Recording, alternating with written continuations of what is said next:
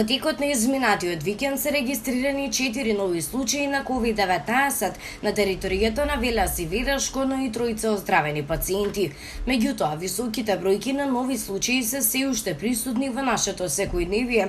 За само 2 дена регистрирани се 238 нови случаи на ниво на целата држава, но и секојдневно луѓе губат битката со овој вирус. Надлежните институции апелираат до граѓаните без исклучок да ги почитуваат мерките како што се носење маска, држење дистанца од 2 метри и често миење на рацете.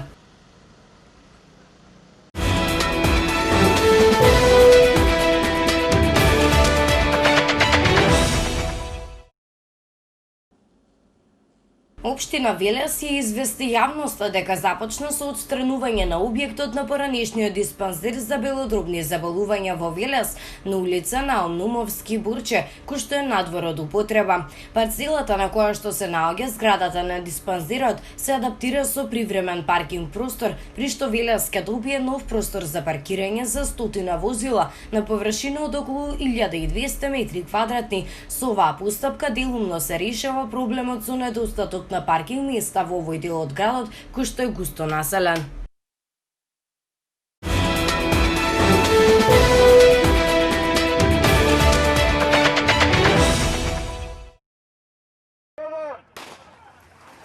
Во водите на езерото Младост во Велес на 12 септември оваа година се одржа 7-миот поред Велешки пливачки маратон, со што беше заокружен македонскиот куп во маратонското пливање.